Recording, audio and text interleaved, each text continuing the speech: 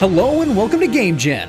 If you're the kind of person who loves laying down roads, managing resources, and watching your little digital citizens thrive, or sometimes panic when things go horribly wrong, then you're in the right place.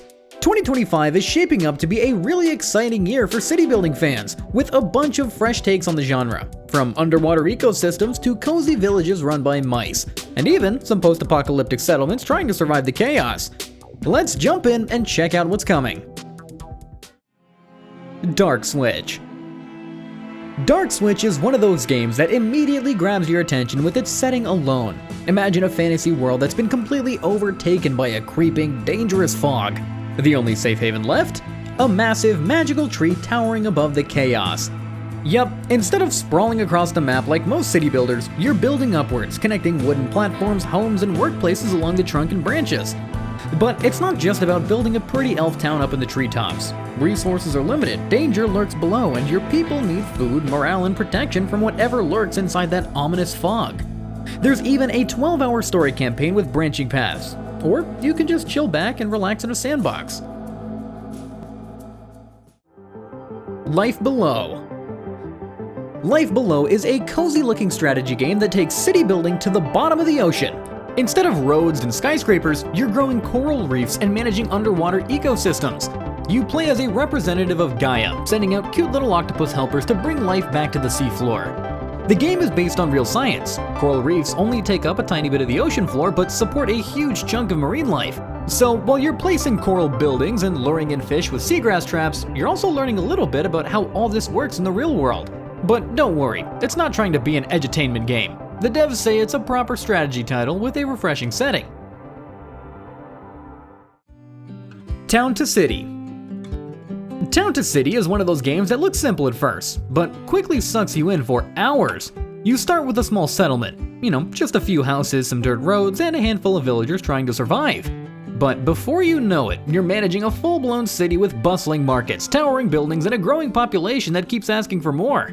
It's a city builder with a strong progression system. You don't get everything at once. Instead, you unlock new tech, building types, and features over time, which makes every upgrade feel earned. The game leans more into the relaxing side of the genre, but there's still enough strategy to keep you thinking ahead, like managing your economy, keeping your people happy, and making sure everything doesn't catch fire. Again. Hey, if you're enjoying this video and want to see more like it, be sure to hit that like button and subscribe to the channel. It really helps out the channel and lets me know you want more content like this. Alright, back to the video.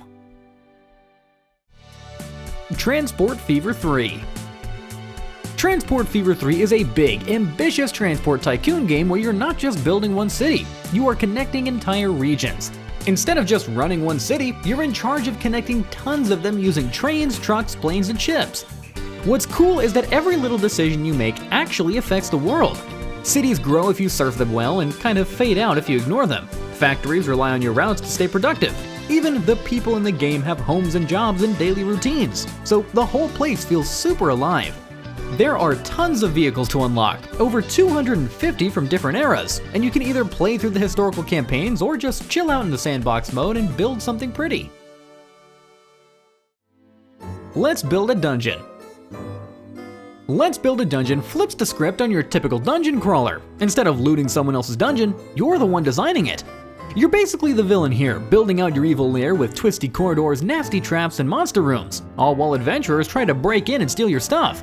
It's part base building, part tower defense, and part management sim, with a nice dose of dark humor thrown in. You'll need to balance resources, expand your underground empire, and keep your minions happy. Each decision matters. Where you place rooms, how you spend your gold, which monsters you assign to guard what, all of it determines how long you can hold off the next wave of do-gooder invaders. STARIO, Haven Tower. Instead of building a cozy little village or managing a full-blown city, you're stacking a massive vertical megastructure into the sky, all while trying to keep your residents alive and society from falling apart. You're managing a slice of civilization in a hostile world, floor by floor, deciding what goes where. Living quarters, hydroponic farms, entertainment, or defense systems, all while juggling limited space and rising tensions. Each layer of your tower has its own challenges, like balancing power, food, and oxygen. But what really gives this game its personality are the people inside. They have opinions, relationships, and sometimes even start conflicts if you're not keeping them too happy. It's not just about efficient layout. It's about keeping your floating society from imploding. Planetbase 2. This sequel expands on the original space survival gameplay with deeper mechanics, slicker visuals, and even more ways to accidentally get your colonists killed. You'll be guiding a team of hopeful space settlers as they try to make a new home on a harsh alien planet, managing everything from power grids and oxygen levels to food supplies and robot maintenance. But it's not all doom and gloom.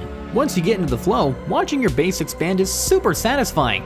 You'll start with a humble dome or two, but soon you'll have sprawling solar farms, bustling biodomes, and high-tech research labs. The environments are gorgeous but unforgiving, and you'll constantly be adapting to unexpected disasters, tech failures, and alien weather patterns.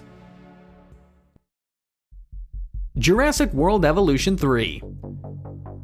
Alright, so you know how most park builders make you deal with things like unhappy guests or bad weather?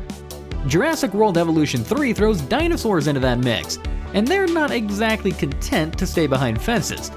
This third entry in the series takes everything people loved about building their own dino park and makes it bigger, smarter, and a bit wilder. You're still laying down paths, designing enclosures, and making sure the tourists stay happy, but now you've got to manage entire biomes, more complex ecosystems, and dinos with some personalities. This time, it's not just about putting a T-Rex behind glass and calling it a day. Some species form packs, some interact in surprising ways, and they all have unique needs. Islanders: New Shores. Islanders: New Shores is the kind of game you boot up when you want something chill, clever, and low pressure.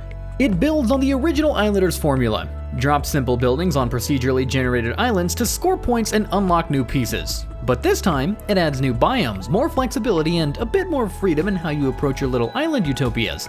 There's no stress about money or survival here, just good vibes, smart spatial planning, and lots of satisfying clicks. Each island gives you a fresh puzzle, placing buildings to maximize points based on what's nearby. Maybe fishing huts near the water, temples near forests, or farms out in the open fields. The art style is colorful and minimalistic, and the soundtrack is soothing enough to lull you into a meditative state. Anno 117, Pax Romana. Anno 117 takes the long-running city-building series all the way back to ancient Rome, and honestly, it feels like the perfect fit. Instead of steam engines or global trading routes, you're working with Roman roads, aqueducts, and legions of toga-wearing citizens. You'll be managing provinces within the Roman Empire, balancing the needs of both the mighty capital and your far-flung territories in the Latin West and Greek East. Each region has its own vibe and challenges, so you're not just building pretty towns. The usual Anno loop is here. Build production chains, keep your citizens happy, expand your influence, but the Roman setting really brings fresh energy into it. Think olive farms, marble quarries, Roman baths, and maybe the occasional angry senator. All Will Fall, physics-based survival city builder. This one's for the chaos lovers. All Will Fall isn't your typical survival city builder. It throws you into a bleak, physics-driven world where gravity actually matters, which means buildings collapse, walls crumble, and the environment reacts in wild ways. You're not just fighting hunger and cold here. You're constantly managing the stability of your little settlement as the world tries to literally crush it. It's dark, moody, and full of little oh no moments as your creations come tumbling down because you forgot to reinforce that one tower. But that's also what makes it fun. It's less about perfect layouts and more about learning through failure. Let Them Trade. Let Them Trade is one of those games that sneaks up on you with how oddly satisfying it is. You're not out here commanding armies or micromanaging every little thing. Instead, you're quietly building up a network of cute little cities on a hex grid map, setting up trade routes, and just letting the merchants do their thing. That's the twist. You don't control the traders at all. You just lay down the cities, decide what each one produces, connect them with smart trade paths, and then watch as AI-controlled merchants start using your network. Your goal? Make their journey as smooth and profitable as possible, so you can collect tolls and rake in the gold. There's a bit of everything here, but it never feels stressful. Twinkleby. Twinkleby feels like someone mixed a cozy village sim with the charm of a storybook and sprinkled in a bit of crafting magic. You arrive in the town of Twinkleby, a whimsical little place full of friendly animals, quirky characters, and tons of things to do, all at your own pace. The game is all about helping out your neighbors, exploring the countryside, and slowly building a life in this handcrafted world where everything feels soft, gentle, and welcoming. You can plant crops, decorate your home, bake treats, fix up broken buildings, and maybe uncover a few light mysteries along the way. There's no combat or timers pushing you forward, it's just pure, cozy vibes. The world itself looks like it was pulled from a children's picture book with warm colors and cute animations. Ground of Aces. Ground of Aces is what happens when you mix Airbase Simulator with the charm of old-school management games. You're put in charge of a busting airfield, but instead of just focusing on planes, you're also managing the lives of the people who keep everything running. Pilots, engineers, medics, cooks, and all. It's got that classic sim game feeling where every choice matters, but it also throws in a layer of human drama and storytelling that makes it feel personal. You'll build facilities, maintain aircraft, plan missions, and make sure your crew is rested, well-fed, and ready for whatever comes next. The game is more about the day-to-day rhythm of base life than the combat itself. It's about prepping your squadron, seeing them off, and hoping they come back.